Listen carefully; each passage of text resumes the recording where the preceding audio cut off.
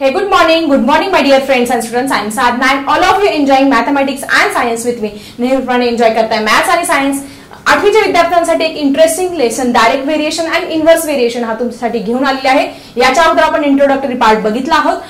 आज आपण बघणार आहोत इन्व्हर्स व्हेरिएशन नक्की काय आहे आणि त्याच्या संदर्भात खूप सारे question answers in your practice set 7.2. So त्याच्यामधला आहे हे फर्स्ट एक्झाम्पल. तर काय आहे एक्झाम्पल समजून घेऊया. The information about the numbers of workers and the number of days to complete a work is given in the following table. Complete the table.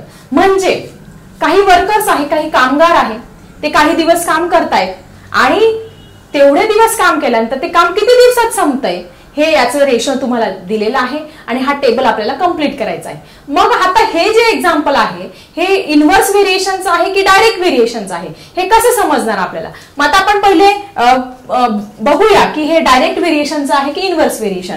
आता direct variation मध्ये आपण काय करत असतो बाळांनो की डायरेक्ट व्हेरिएशन मध्ये काय कॉन्स्टंट असतो तुमचा रेशो कॉन्स्टंट असतो. मग आपण पहिले रेशो घेऊन बघूया. 30/6 चा रेशो घेऊया. किती 6 1 जा 6 6 5 जा 30 6 1 6 6 5 30 म्हणजे 5/1. पहिला रेशो काय आला तुमचा 5:1 आलेला आहे. ठीक आहे. त्यानंतर आपण घेऊया दुसरा रेशो. दुसरा 20/9 दिलेला आहे. 20/9 आता 20 आणि 9 कुठल्याही एका टेबल मध्ये नाहीये म्हणजे त्याचा रेशो काय येईल 20:9 असाच येणार आहे. कारण 20 आणि 9 ऍट अ टाइम कोणाच्या टेबलमध्ये नाही म्हणजे हा रेशो जो आलेला आहे 5:1 आणि 20:9 हा कॉन्स्टंट आलेला आहे का नाही. This is not constant. That's why this is not an example of direct variation. म्हणून हे समचलनाचं उदाहरण नाही. So this is not an example of हे आपल्याला लिहायचं आहे एक्झाम मध्ये एक्झाम्पल ऑफ डायरेक्ट व्हेरिएशन. मग डायरेक्ट व्हेरिएशनचं नाहीये म्हणजे हे एक्झाम्पल कशाचं आहे बाळांनो. This is an example of inverse variation. आता इन्व्हर्स व्हेरिएशनची कंडिशन तुम्हाला काय सांगितलं तिथे गुणाकार त्याचं जे प्रोडक्ट आहे ते प्रोडक्ट कॉन्स्टंट आलं पाहिजे. आपण आता ट्राय करूया हे एक्झाम्पल इन्व्हर्स व्हेरिएशनचं आहे की नाही ते आपल्याला आता व्हेरीफाय करायचं आहे. मग आता आपण रेशो याच्यामध्ये रेशो घेत असतो याच्यामध्ये प्रोडक्ट घेत असतो. मग 30/6 किती झाले 6 3 जा 80 180 आलेला आहे. प्रोडक्ट किती आला 180 आला. त्यानंतर 20/9 20 गुणिले 9 9 2 जा किती आले 80 9 2 18 20 गुणिले 9 किती आले 180 म्हणजे इथे पण 180 आलं इथे पण काय आलं 180. आणि ऑब्विसली जर तुम्ही विचार केला तर इथे पण 180 येणार इथे पण 180 येणार आणि इथे पण 180च येणार आहे. म्हणजे हे एक्झाम्पल काय आहे तुमचं inverse variation. So student this is an example. So student आता आपण काय करणार आहोत इक्वेशन तयार करणार आहोत. वर्कर जे आहे ते W ने दाखवूया आणि नंबर ऑफ डेज आहे ते D ने दाखवूया.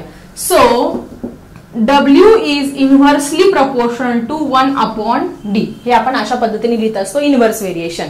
Therefore W is equal to K into 1/D. मग आता हे इक्वेशन कसं तयार होणार आहे तुमचं. Therefore W is equal to K into 1 किती झालं K/D. हे काय झालं तुमचं इक्वेशन तयार झालेलं आहे. And K is called as the constant of proportionality. सगळ्यांना माहिती आहे K is the constant. So K is called as a constant. K हा कॉन्स्टंट आहे तो अशा पद्धतीने लिहून घेणार आहोत. आणि हे सगळं झाल्यानंतर मग आपल्याला हे एक्झाम्पल सॉल्व्ह करायचं आहे. आता आपण जाणार आहोत ह्या 3 प्रश्नांकडे की ज्याला तुम्हाला मिळणार आहे 3 मार्क्स.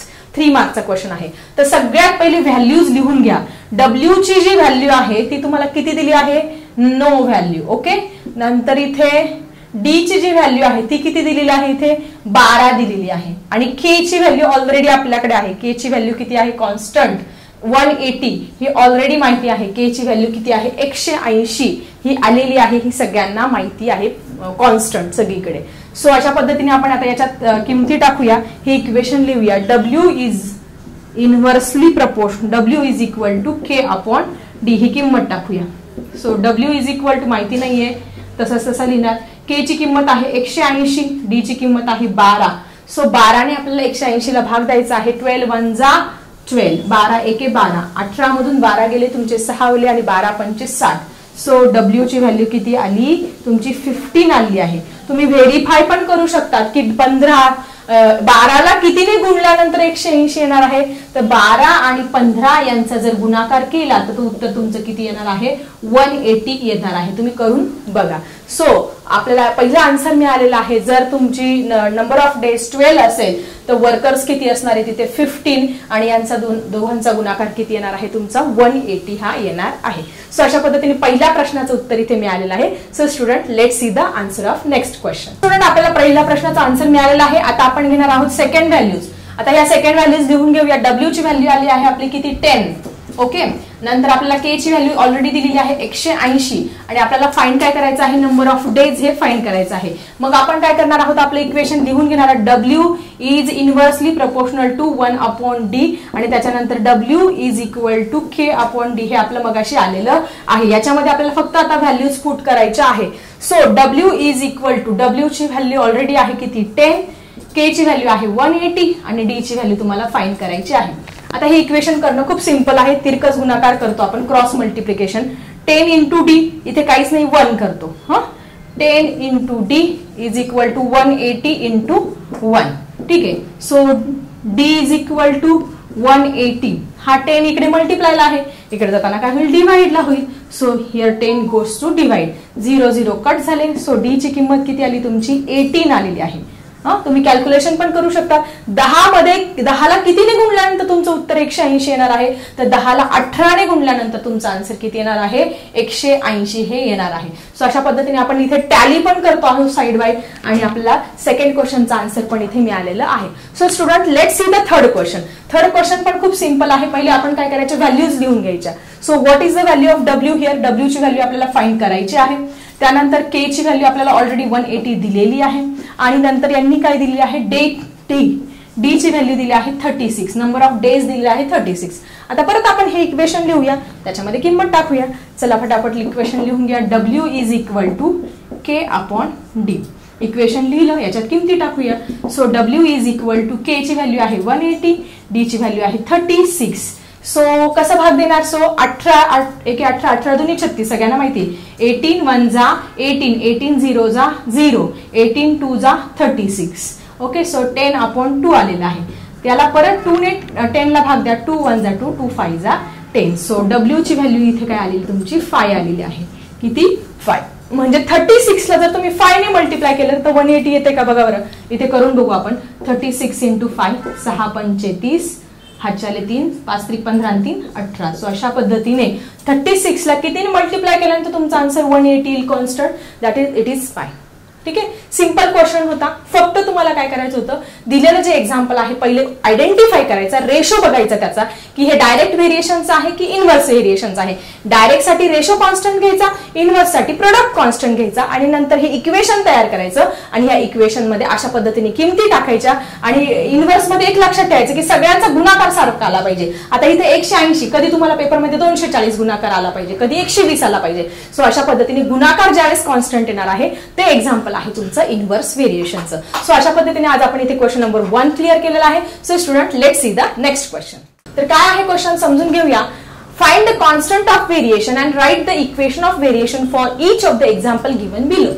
आता आपण इनव्हर्स व्हेरिएशनचा अभ्यास करतो आहोत आणि या इनव्हर्स व्हेरिएशन मध्ये पहिलं एक्झाम्पल दिले आहे P is inversely proportional to 1/q if P is equal to 15, Q is equal to 4.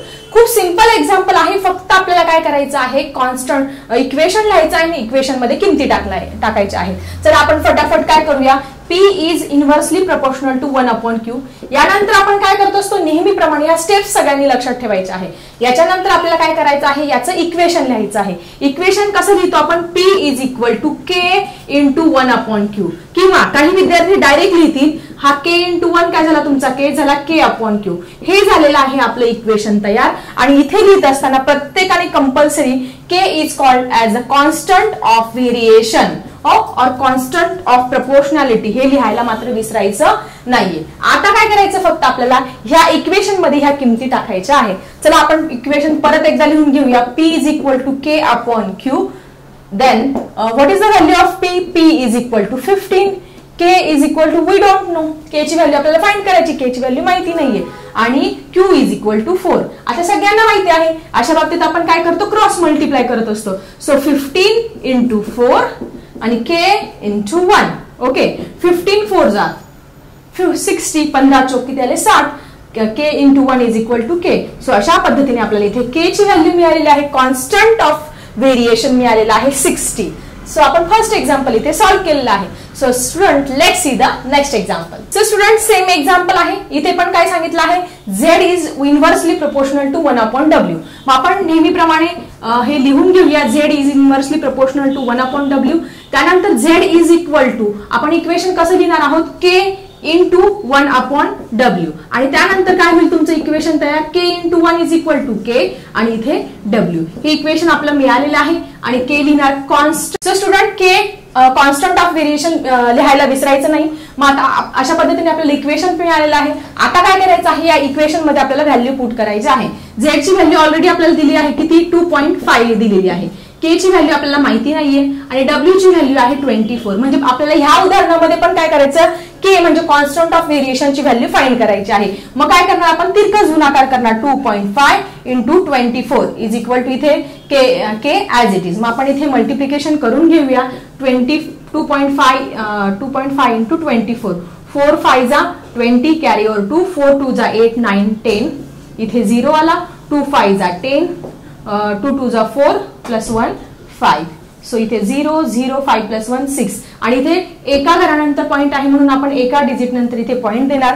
So आपला मल्टिप्लिकेशन किती आलाय 600, पण आपण पॉइंट दिल्यानंतर आन्सर किती येणार आहे 60. म्हणजे तुमच्या इथे लक्षात येतंय का, इथे पण तुमचं कॉन्स्टंट ऑफ व्हेरिएशन 60 आलेलं आहे आणि इथे पण तुमचं कॉन्स्टंट ऑफ व्हेरिएशन 60 आलेलं आहे. मग या एक्झाम्पल वरून आपल्याला काय समजतं की जे इनव्हर्स व्हेरिएशन असतं त्या इनव्हर्स व्हेरिएशन मध्ये प्रोडक्ट दिलेल्या जो PQ आहे किंवा तुमचा ZW आहे यांचा गुणाकार काय असतो, सेम येत असतो. सो ही प्रॉपर्टी आय थिंक तुम्हाला इथे क्लिअर झाली असेल. So student let's see the some more examples on it. So student this is third example. Third example मध्ये काय दिलेलं आहे, s is inversely proportional to 1/t².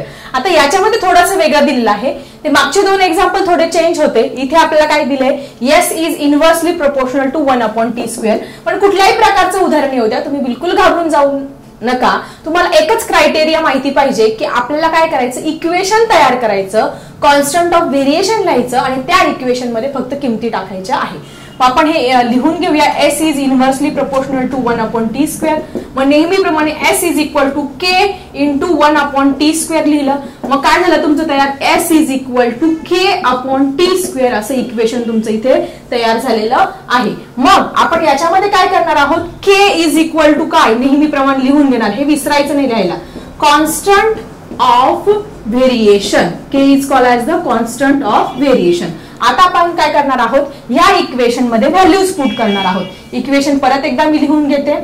लिहिल्यानंतर आता इथे व्हॅल्यू दिलेली आहे, s ची व्हॅल्यू काय दिली आहे बाळांनो, s ची व्हॅल्यू दिली आहे 4. इथे k ची व्हॅल्यू आपल्याला माहिती नाहीये म्हणून ती तशीच तशी लिहिली. आणि t² म्हणजे आपल्याला इथे 5 चा स्क्वेअर काय करायचा आहे.